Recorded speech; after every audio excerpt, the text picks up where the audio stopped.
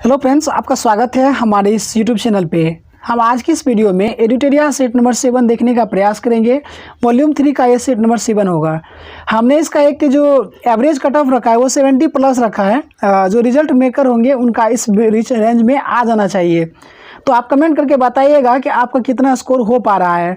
चलिए बिना समय की बर्बादी के हम चलते हैं प्रश्न की ओर और एक अच्छे तरह से हम डिस्कशन करने का प्रयास करेंगे। पूरे वीडियो का अंत तक देखिए, उसके बाद हम मिलते हैं आपको वीडियो के अंत में। तो पहला प्रश्न है कि ग्लोबल जेंडर गैप इंडेक्स 2021 में कौन सा देश प्रथम रहा। तो इसमें प्रथम स्थान प्राप्त हुआ आइसलैंड को। भारत का स्थान हुआ है 140वां। तो भारत को बहुत नीचे रैंक मिला है 140वां। और 2020 में भारत का जो रैंक था वो 112 था और इसे जारी करता है IMF। और IMF सन 1945 में स्थापित किया गया, जैसा कि हमने कल के वीडियो में आपको बताया था। हाल ही के दिनों में भारत सरकार ने दूर संचार क्षेत्र में कितने प्रतिशत FDI को मंजूरी दिया है। तो भारत सरकार ने दूर संचार के क्षेत्र में जो फॉरेन डायरेक्ट इन्वेस्टमेंट को मंजूरी दिया है वो पूरे के पूरे 100% दे दिया है। जबकि बीमा के क्षेत्र में 74% FDI को मान्यता दिया है भारत सरकार ने। हाल ही में वर्ष 2021 में किस बैंक के द्वारा मर्चेंट स्टैक लॉन्च किया गया। तो मर्चेंट स्टैक जो लॉन्च किया गया ये ICICI बैंक के द्वारा शुरू किया गया है। हमने कल के वीडियो में आपको बताया था ICICI के जो CEO है MD हैं उनके बारे में। कमेंट करके बताइए कि ICICI के जो अभी MD या CEO हैं उनका नाम क्या है। आप कमेंट करके हमको बताइए। संदीप करके कुछ नाम है, हम आपको आधा नाम बता दिए। अब उसका जो लास्ट में टाइटल होगा वो आप हमें कमेंट करके बता सकते हैं। चौथा प्रश्न है 51वां भारतीय अंतर्राष्ट्रीय फिल्म महोत्सव 2021 में फोकस देश कौन सा रहा। तो इस वर्ष जो 51वां भारतीय अंतर्राष्ट्रीय फिल्म महोत्सव में फोकस कंट्री रहा वो रहा बांग्लादेश। बैटन ऑफ ऑनर सम्मान 2021 किसे दिया गया है। तो ये मिला है किरण बेदी को और ये भारत की पहली महिला IPS थी। विंबलडन ओपन 2021 पुरुष एकल का खिताब किसने जीता है। तो विंबलडन, ऑस्ट्रेलियन, फ्रेंच विंबलडन तीनों में एक ही पुरुष विजेता है, नोवाक जोकोविच। केवल US ओपन में चेंज हो गया है, वो हो गए हैं डेनियल मेदवेदेव। कमेंट करके बताइए आप हमको कि डेनियल मेदवेदेव किस देश के खिलाड़ी हैं। हमने आपको सेट नंबर 6 में पूरे एक्सप्लेनेशन के साथ बताया था इसके बारे में। 13वां विश्व कप क्रिकेट 2021 का आयोजन कहाँ होगा। तो 13वां क्रिकेट विश्व कप जो 2023 में होगा ये भारत में होगा, जबकि 14वां जो होगा 2027 में ये होगा साउथ अफ्रीका में। पहला क्वाड सम्मेलन 2021 की मेजबानी किस देश ने की है। तो पहला क्वाड सम्मेलन 2021 की मेजबानी ये क्या है, अमेरिका ने। क्वाड में 4 देश है, Bharat, France, Bharat, Japan, America, Australia.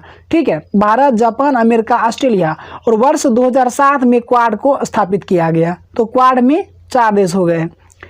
9वां प्रश्न है कि भारत के रामसर स्थलों में शामिल ब्यास संरक्षण रिजर्व किस राज्य में है। तो ये पंजाब में है। किस राज्य सरकार के द्वारा कोरोना अभियान की शुरुआत की गई है। तो ये जो है कोरोना अभियान की जो शुरुआत की गई है बर्ड फ्लू के खतरे को रोकने के लिए गुजरात सरकार के द्वारा। जबकि कोरोना पहल पूछ लिया जाए तो सिविल सर्विस एविएशन के द्वारा प्रारंभ किया गया है। 11वां प्रश्न देखने का प्रयास करें तो दुनिया का सबसे ऊंचा इलेक्ट्रिक वाहन चार्जिंग स्टेशन कहां स्थापित किया गया है। तो दिए गए विकल्प में एक भी विकल्प सही नहीं है। इसका सही जवाब हो जाएगा हिमाचल प्रदेश। इसमें लद्दाख को देकर के फंसाने का प्रयास किया गया है। लद्दाख में जो है सबसे ऊंचाई पर स्थित थिएटर स्थापित किया गया है। तो यहाँ पे पूछा जा रहा है कि इलेक्ट्रिक वाहन चार्जिंग स्टेशन स्थापित किया गया ऊंचाई पर, तो ये हो जाएगा हिमाचल प्रदेश। किसके द्वारा हाल ही में लैंडसेट 9 उपग्रह को लॉन्च किया गया। तो ये नासा ने लैंडसेट 9 उपग्रह को लॉन्च किया है। बिटकॉइन को कानूनी मान्यता प्रदान करने वाले दुनिया का पहला देश कौन बना है। तो ये है लैटिन अमेरिका का देश अल सल्वाडोर, जो कि बिटकॉइन को मान्यता दिया है। विश्व निमोनिया दिवस प्रतिवर्ष कब मनाया जाता है।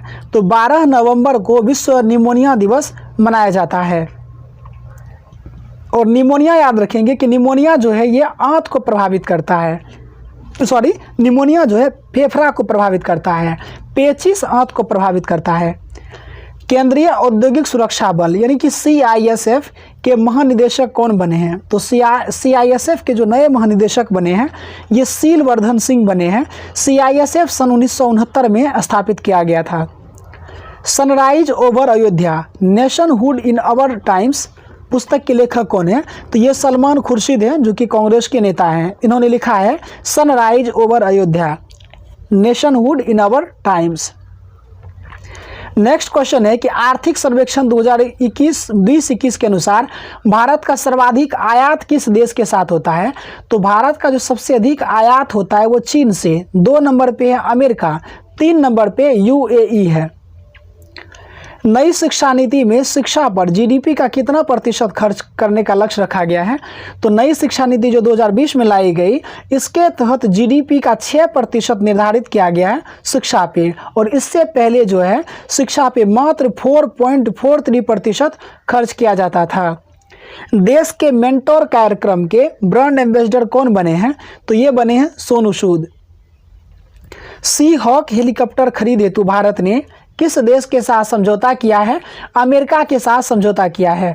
दोस्तों मैं आपको बता दूं, हम अपने चैनल के माध्यम से आपके बहुत टाइम को सेव करने का प्रयास करूंगा, और जितने भी कंटेंट अगर कुछ हम एक्स्ट्रा फैक्ट बताएंगे तो वो आपके एग्जाम के पॉइंट ऑफ व्यू से, मैं किसी भी फिजूल की बात नहीं करूंगा वीडियो के दौरान। तो वीडियो का आप अंत तक देख सकते हैं, आपको डेफिनेटली बहुत ज़्यादा लाभ मिल सकता है हमारे वीडियो को वॉच करने से।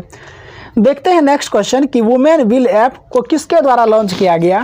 तो ये गूगल के द्वारा लॉन्च किया गया है वुमेन विल ऐप। भारत का पहला मल्टी लॉजिस्टिक पार्क कहाँ स्थापित किया गया है? तो ये भारत का पहला पूछा जा रहा है, और कल के प्रश्न में हमने करवाया था कि भारत का जो पहला मल्टी लॉजिस्टिक पार्क है ये असम के जोगीघोपा में स्थापित किया जा रहा है। लेकिन भारत का सबसे बड़ा मल्टी लॉजिस्टिक पार्क पूछा जाए तो ये अहमदाबाद गुजरात में स्थापित किया जा रहा है। किस राज्य के तमेंगलोंग संतरा को GI टैग दिया गया? तो ये जो है तमेंगलोंग संतरा मणिपुर का है जिन्हें GI टैग मिला है। हाल ही में नागा खीरा को GI टैग दिया है जो कि नागालैंड का उत्पाद है। डेजर्ट नाइट 21 सैन्य अभ्यास किन 2 देशों के मध्य संयुक्त सैन्य अभ्यास है? तो डेजर्ट नाइट जो है भारत और फ्रांस का है, जबकि एक्स डेजर्ट नाइट रहेगा तो भारत प्लस UAE के बीच हुआ है। अंतर्राष्ट्रीय बाघ दिवस 2021 का थीम क्या था? तो अंतर्राष्ट्रीय बाघ दिवस 2021 जो मनाया गया ये 29 जुलाई को प्रतिवर्ष अंतर्राष्ट्रीय बाघ दिवस मनाया जाता है। वर्तमान में बाघों की संख्या 2967 है और सबसे अधिक है 526 मध्य प्रदेश, 2 नंबर पे कर्नाटक 542, चूंकि 24 है 2 कम कर देना है, 526 है आपको मध्य प्रदेश में, 524 है कर्नाटक में। बिहार में बाघों की संख्या 31 है, और अंतर्राष्ट्रीय बाघ दिवस जो 2021 में मनाया गया इसका थीम रहा their survival in our hand. और याद रखेंगे कि आप प्रोजेक्ट टाइगर भी 1973 में आया था। 1973 से ही बाघ को भारत का राष्ट्रीय पशु घोषित किया गया। क्वेश्चन पूछा जाता है कि भारत का जो राष्ट्रीय पशु है वो क्या है? ऐसे नहीं पूछ लिया जाएगा उसके वर्ग में, तो स्तनी है बाघ, ठीक है। उसके बाद आप याद रखेंगे कि बाघ से पहले जो है भारत का जो राष्ट्रीय पशु था वो था शेर, और 2010 में हाथी को भारत का विरासत पशु बना दिया गया है। तो इतने सारे एक्स्ट्रा फैक्ट हमने आपको एक प्रश्न से करवाने का प्रयास किया है। ग्रीन हाउस गैसों के उत्सर्जन में कटौती हेतु क्योटो प्रोटोकॉल सम्मेलन कब हुआ था? तो ये जो क्योटो प्रोटोकॉल सम्मेलन हुआ ये सन 1997 में हुआ था, और क्योटो जो है एक जापान का शहर है। प्रोटोकॉल मतलब होता है संधि या एक प्रकार का नियम कह सकते हैं, तो इसलिए क्योटो नामक जगह पे हुआ था, इसलिए उसको क्योटो प्रोटोकॉल कहा जाता है।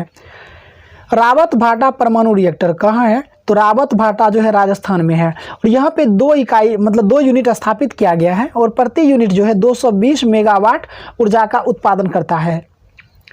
ब्रह्मोस मिसाइल का निर्माण भारत में किस देश के सहयोग से किया जा रहा है? तो ब्रह्मोस मिसाइल जो है तो ये भारत के, देखिए हम आपको पहले बता दें कि ब्रह्मोस जो नाम है ये 2 नदी के नाम से लिया गया है। भारत की नदी ब्रह्मपुत्र और रूस की जो एक नदी है मस्कवा, इन दोनों के नाम को मर्ज करके ब्रह्मोस नाम दिया गया है। तो भारत और रूस ने मिलकर के ब्रह्मोस मिसाइल का निर्माण को लेकर सहयोग किया जा रहा है। और याद रखेंगे कि ब्रह्मोस का जो मारक क्षमता इनके पूछ लिया जाए तो 290 किलोमीटर्स हैं, 290 किलोमीटर की एक मारक क्षमता है ब्रह्मोस की। ट्रांजिस्टर किस पीढ़ी का कंप्यूटर है? कहने का मतलब है किस पीढ़ी के कंप्यूटर में ट्रांजिस्टर का प्रयोग किया गया, तो ये द्वितीयक पीढ़ी के जो कंप्यूटर हैं उसमें ट्रांजिस्टर का प्रयोग किया गया। ट्रांजिस्टर के खोजकर्ता सॉल्क थे। भारत में नई कंप्यूटर नीति की घोषणा कब की गई? तो भारत में जो नई कंप्यूटर नीति की घोषणा की गई सन 1984 में भारत में नई कंप्यूटर नीति की घोषणा की गई। तिलैया बांध किस नदी पर स्थित है? तो तिलैया बांध जो है ये बराकर नदी पर है और ये झारखंड में है।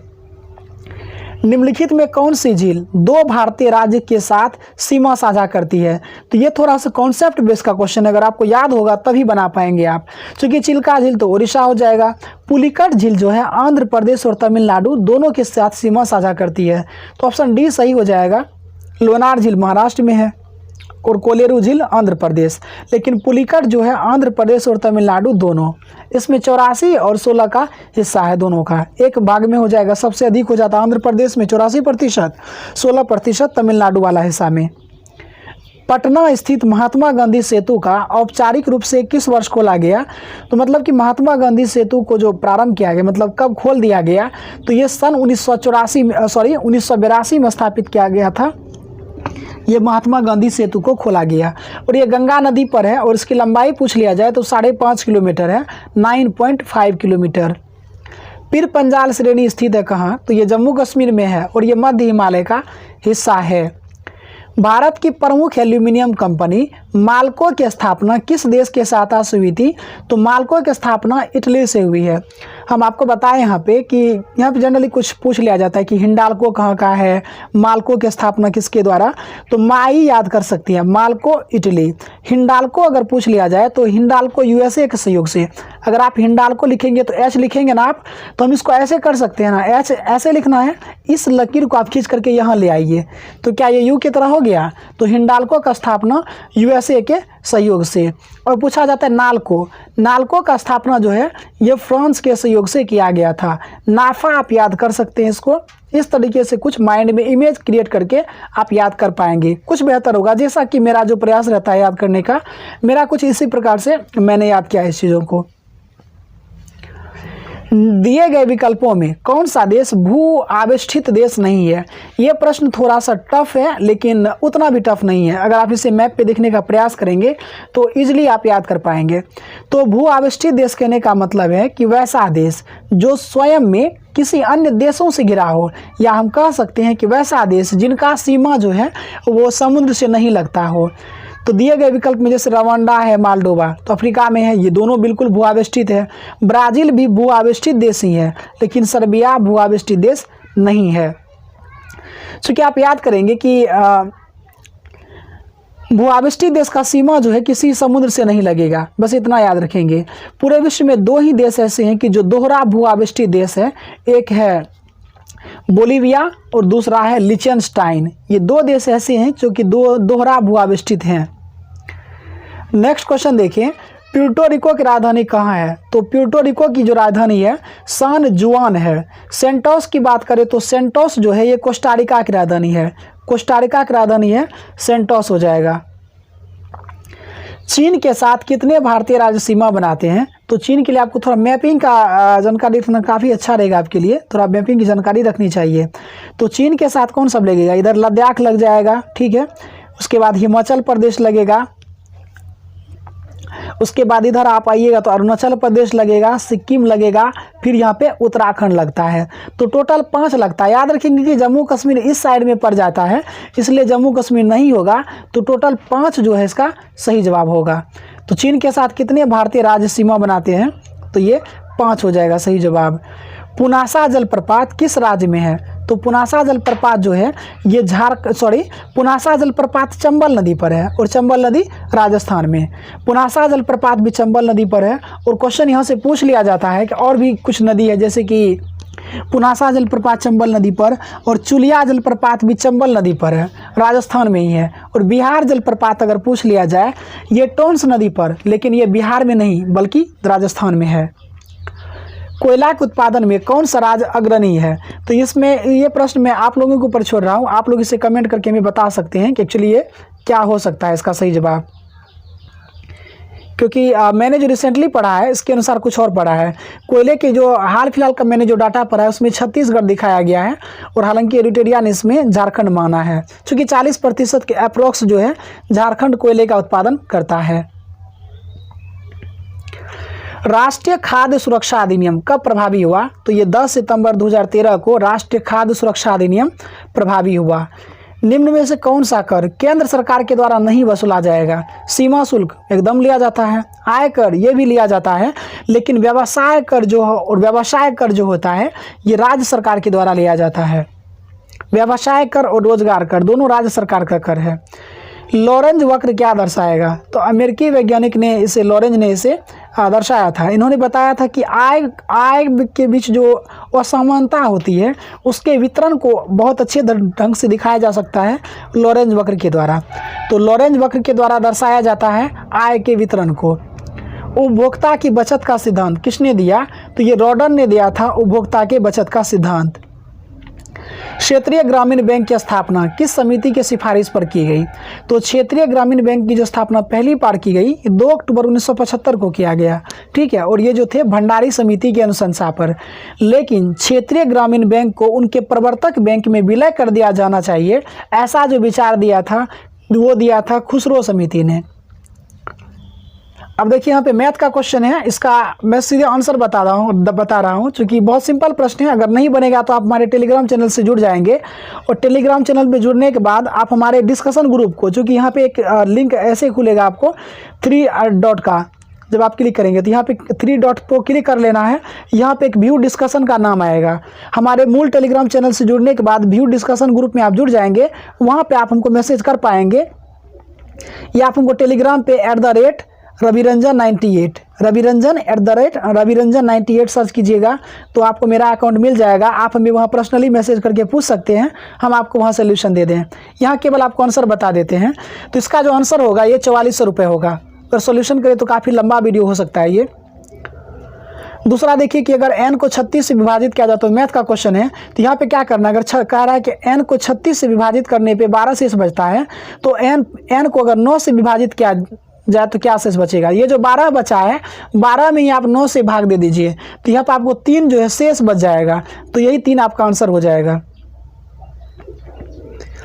1200 रुपये की धनराशि पर 2 वर्षों के लिए के लिए जब ब्याज 5% दर हो तो चक्रवृद्धि ब्याज क्या हो जाएगा? तो आपको पता होगा कि यहाँ पे 2 वर्ष है ना, तो 5 दूना कितना होगा? 10, आप 25 10.25 निकालिएगा इसका 1200 का, तो ये 1230 रुपये हो जाएगा। तो ऑप्शन नंबर सी सही जवाब होगा इसका। इसका सॉल्यूशन मारना है, बिल्कुल बोडमास के फॉर्मूला से लगाएंगे आप। पहले इधर से काम करते जाना है। यहाँ बचेगा आपको 57, यहाँ इधर पूरा कैलकुलेशन करने के बाद यहाँ आपको 57 बचेगा, और इससे आपको भागा दे देना है 114 में, तो 2 इसका उत्तर हो जाएगा। ये भी बिल्कुल सिंपल सवाल है। इसका सही जवाब हो जाएगा डी। बाल गंगाधर तिलक किस अखबार का संपादन करते थे? तो ये केसरी का संपादन करते थे। मराठा और केसरी बाल गंगाधर तिलक के द्वारा संपादित किया जाता था। नेक्स्ट क्वेश्चन है कि तत्वबोधिनी सभा के संस्थापक कौन थे? तो तत्वबोधिनी सभा के संस्थापक देवेंद्र नाथ ठाकुर थे। कांग्रेस के किस अधिवेशन में सदस्यों हेतु खादी वस्त्र अनिवार्य कर दिया गया? तो 1926 में जो गुवाहाटी अधिवेशन हुआ था, इसी में कांग्रेस के सदस्यों को खादी वस्त्र पहनना अनिवार्य कर दिया गया। भारतीय स्वतंत्रता संग्राम से संबंधित निम्नलिखित घटना में पहले कौन सी घटना घटी? तो ये थोड़ा सा टफ है, लेकिन उतना भी टफ नहीं है। हिस्ट्री का क्वेश्चन है, लेकिन नॉर्मल क्वेश्चन कह सकते हैं अगर डेट याद है तो। गांधी इरविन समझौता जो हुआ था ये 5 मार्च को हुआ था, पता होगा आपको। पुनः समझौता की बात करें तो 24 सितंबर हुआ था 1932 को। तो ये तो काफ़ी लंबा डाटा चला गया, तो ये तो होगा नहीं। भगत सिंह को फांसी तो ये 23 मार्च को हुआ था।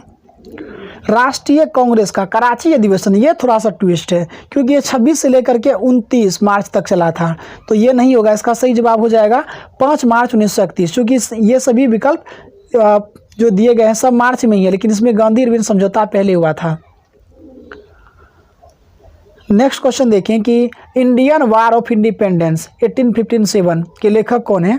तो ये वीर सावरकर हो जाएंगे। लेकिन the first Indian war of Indian independence 1857 to 1859 अगर दे दिया जाए तो कार्ल मार्क्स सही जवाब होगा। सिंधु सभ्यता के प्रमुख स्थल बनावली किस राज्य में है? तो ये हरियाणा में है और इसे आर.एन. विस्ट ने सन 1974 में खोज किया था। आग का आविष्कार किस काल में हुआ? तो आग का आविष्कार पुरापाषाण काल में हुआ। पहिए का आविष्कार नवपाषाण काल में।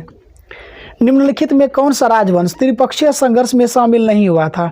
तो त्रिपक्षीय संघर्ष जो हुआ था ये पाल, प्रतिहार और राष्ट्रकूट ने इसमें हिस्सा लिया था, लेकिन पुष्यमित्र शुंग नहीं थे। भारत में सोने के सिक्के सबसे पहले किसने चलाया? तो ये हिंद यूनानियों ने प्रारंभ किया भारत में पहले सोने के सिक्के।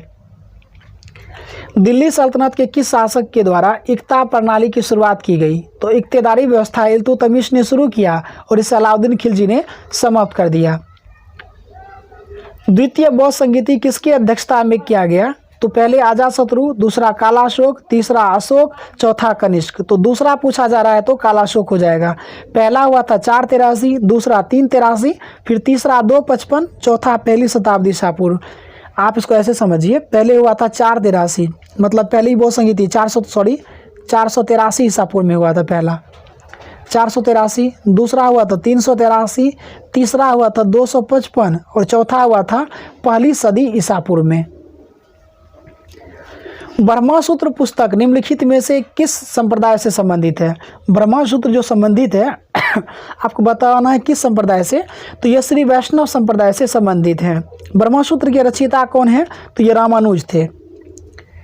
निम्नलिखित में से किसके द्वारा सेना को नगद वेतन देने एवं अस्थायी सेना की नींव रखा गया? तो ऐसा जो किया है अलाउद्दीन खिलजी ने किया था, सेना को नगद वेतन देने का प्रथा, और इन्होंने सैनिकों का हुलिया लिखने और घोड़े को दागने की प्रथा भी प्रचलित करवाई। बाजार नियंत्रण से संबंधित भी अलाउद्दीन खिलजी ही हैं। कैबिनेट मिशन के प्रस्ताव पर गठित अंतरिम मंत्रिमंडल में उद्योग और आपूर्ति मंत्री कौन थे? तो इसमें सही जवाब हो जाएगा जॉन मथाई। अगर आप संविधान का चैप्टर पर लटिएगा तो वहाँ संविधान सभा से बिफोर एक चैप्टर बनता है, तो वहीं से आपको कुछ क्वेश्चन मिल जाएंगे। थोड़ा सा ये टफ है, मेरे लिए तो थोड़ा सा ये टफ है, हो सकता है अगर आपको याद हो तो। जीके का वेटेज ये होता है, जीके अगर आपको पता है तो आसान लगेगा, अगर पता नहीं है तो वो बिल्कुल टफ है। मेरे लिए थोड़ा उस मंत्रिमंडल को याद करना थोड़ा मुझे कठिन लगता है। निम्नलिखित में से किस अधिनियम के द्वारा गवर्नर जनरल की परिषद में विधायी एवं प्रशासनिक कार्यों को अलग कर दिया गया? तो सन 1853 के एक्ट के तहत जो है ये विधायी और प्रशासनिक अधिकार कार्यों को अलग कर दिया गया। निम्नलिखित में कौन सुमेलित नहीं है? तो भाग 9 में पंचायत है, बिल्कुल सही है। संघ राज्य क्षेत्र भाग 8 में ये भी सही है। संघ और राज्य के अधीन सेवा भाग 13, देखते हैं विचार करेंगे। आपात बंद भाग 18, इसका मतलब सी नंबर का सही है। हम आपको बताने का प्रयास करें, भाग 5 में संघ है, 5 में 3 जोड़ेंगे तो 8 हो जाएगा, यहाँ पे संघ राज्य है, 8 3 11 करेंगे तो संघ राज्य के मध्य संबंध हो जाएगा। 11 में अगर 3 जोड़ते हैं तो 14 हो जाएगा, इसमें संघ राज्य के बीच जो सेवा होगा इसके बारे में है। तो यहाँ पे भाग 13 का उल्लेख है तो बिल्कुल नहीं है, तो वही गलत, तो इसका गलत जवाब हो जाएगा सी, गलत है इसका। भारतीय संविधान के प्रस्तावना में स्वतंत्रता, समानता एवं बंधुत्व का आदर्श किस देश के संविधान से लिया गया है? ये फ्रांस के संविधान से लिया गया है।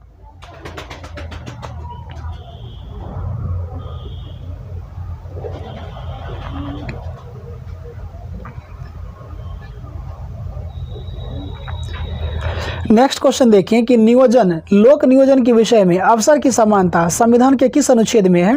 तो ऐसा अनुच्छेद 16 में दिया गया है। अनुच्छेद 15 में कहा गया है कि किसी भी व्यक्ति के साथ धर्म, वंश, मूल, जाति, रंग के आधार पे उसके साथ कोई भेदभाव नहीं किया जाएगा। अनुच्छेद 18 में कहा गया है कि कुछ जैसे कि भारत रत्न, पद्म पुरस्कार और सेना से संबंधित जैसे महावीर चक्र, परमवीर चक्र इत्यादि दिए जाते हैं, इसके अलावा कोई अन्य पुरस्कार नहीं दिया जाएगा, ऐसा अनुच्छेद 18 में कहा गया है। नेक्स्ट क्वेश्चन देखिए कि पंचायती राज व्यवस्था में सुधार हेतु गठित समिति में 64वां संविधान संशोधन किस वर्ष हुआ था? तो यह सन 1989 में 64वां संविधान संशोधन हुआ था। संविधान के किस अधिनियम के द्वारा निर्धारित किया गया कि राष्ट्रपति मंत्रिपरिषद एवं उसके प्रमुख प्रधानमंत्री की सलाह पर कार्य करेगा? तो 42वां संविधान संशोधन के तहत जो है ऐसा प्रावधान किया गया है कि राष्ट्रपति जो काम करेंगे वो मंत्रिपरिषद के सलाह पे ही करेंगे। और यहाँ से एक क्वेश्चन पूछा जाता है कि किस संविधान संशोधन के तहत मूल अधिकार मतलब कि राज्य का नीति निर्देशक तत्व को मूल अधिकार की अपेक्षा अधिक मान्यता दिया राज्य के नीति निर्देशक तत्व को, तो ये होगा 42वां संविधान संशोधन 1976 के द्वारा। मौलिक कर्तव्य वो भी इसी संविधान संशोधन के द्वारा जोड़ा गया।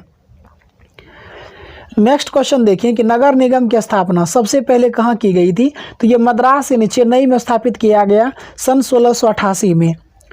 गंगा डॉल्फिन को राष्ट्रीय जलीय जीव कब घोषित किया गया, तो पहले बाढ़ आया, फिर उसके बाद डॉल्फिन जो है इन्हें राष्ट्रीय जलीय जीव घोषित किया गया, तो 2009 में किया गया। आप हमें कमेंट करके बताइए कि बिहार में बाढ़ किस वर्ष आया था, और मतलब जो प्रमुख रिसेंटली आया था वो बताना है, और किस वर्ष जो है बाढ़ आया, और आपको ये भी बता देना है साथ ही साथ कि गंगा नदी को किस वर्ष भारत का राष्ट्रीय नदी घोषित किया गया।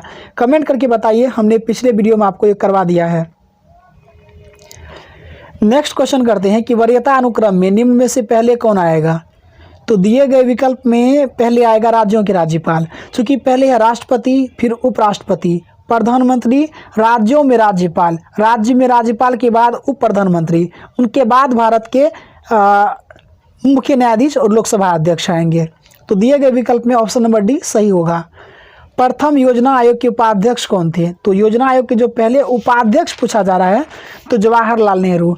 योजना आयोग जो थे ये संवैधानिक आयोग नहीं है, क्योंकि इसको 1950 में गठित किया गया योजना आयोग को 15 मार्च को।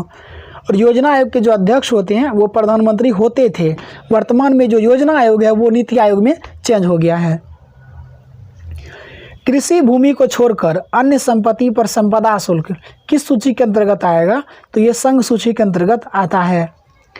निम्नलिखित में कौन पॉलीसेकेराइड है, तो ग्लूकोज, फ्रक्टोज, माल्टोज तो नहीं है, तो काइटिन इसमें पॉलीसेकेराइड है।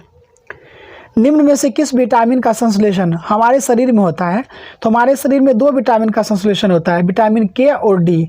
डी विटामिन को हम अपने शरीर में भंडारित करके नहीं रख सकते हैं। निमोनिया बीमारी से कौन सा अंग प्रभावित होता है, तो हमने पहले ही बता दिया है, ये फेफड़ा को प्रभावित करता है। हृदय संबंधी असामान्यताओं का पता लगाने के लिए कौन सा यंत्र का प्रयोग में लाया जाता है, तो ये होता है ECG, इलेक्ट्रोकार्डियोग्राफ। तो बी नंबर का सही जवाब हो जाएगा। जबकि EEG जो होता है जिसको कहते हैं इलेक्ट्रोइंसेफेलोग्राफ, ये मस्तिष्क का अध्ययन के लिए किया जाता है। यहाँ पे क्रम बताना है, तो विटामिन का खोज किसने किया, फंक ने किया। विटामिन ए और बी दोनों का खोज किया था मैकुलन।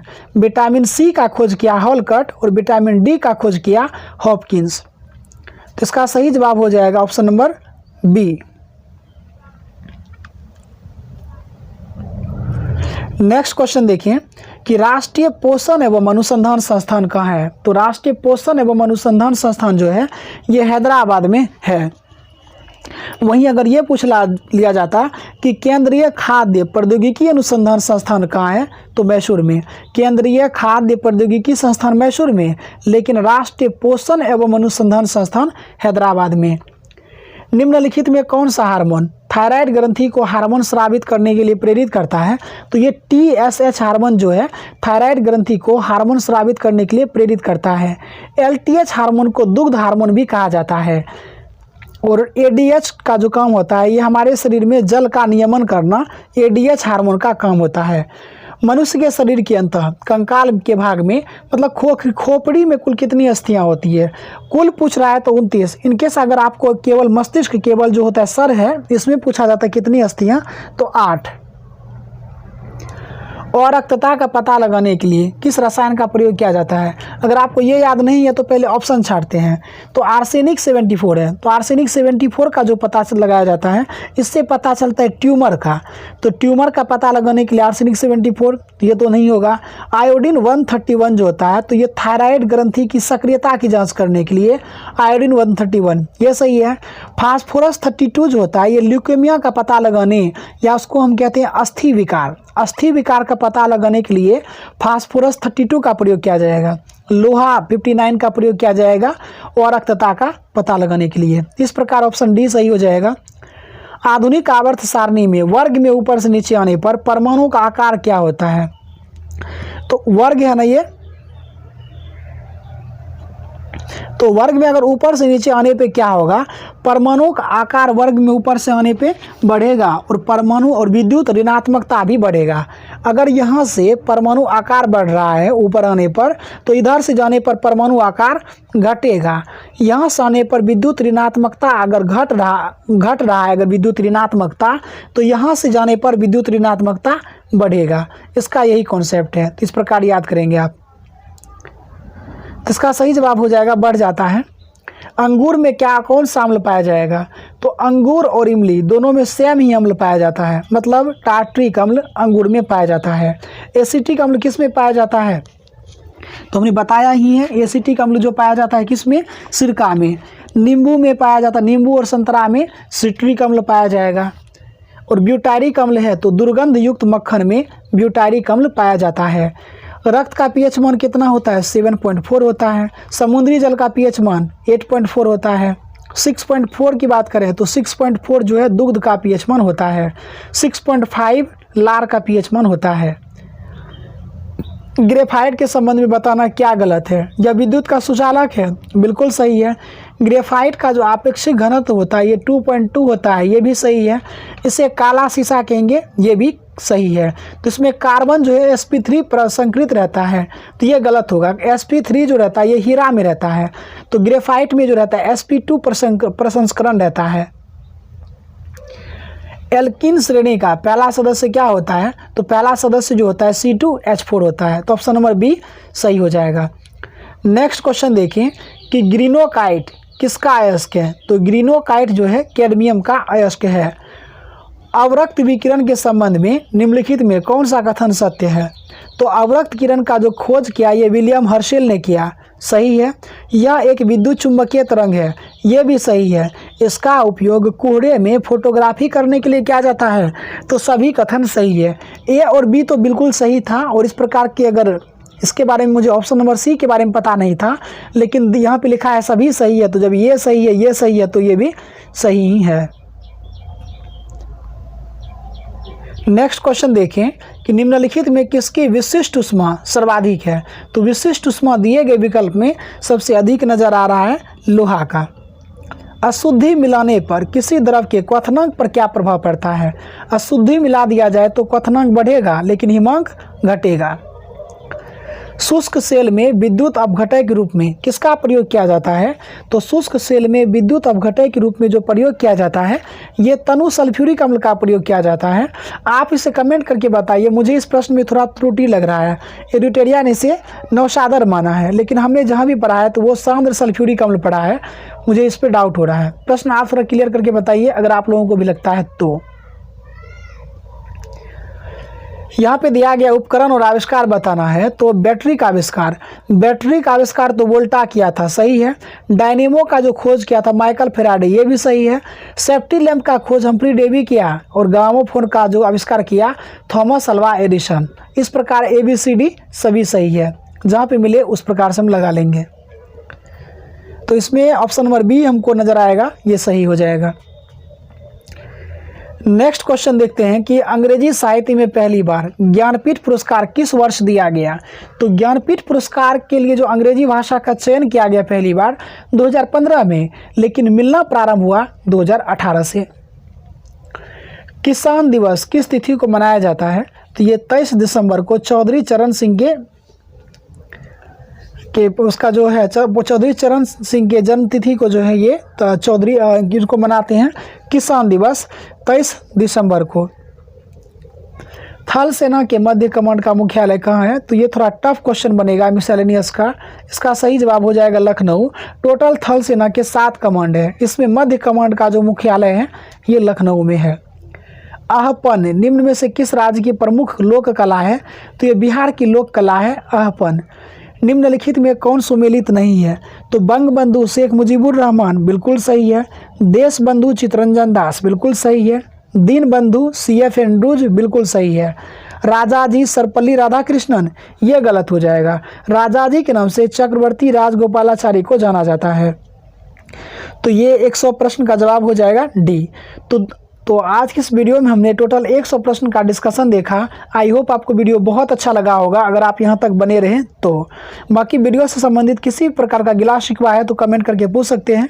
मिलेंगे आपको अगले वीडियो में, तब तक के लिए धन्यवाद।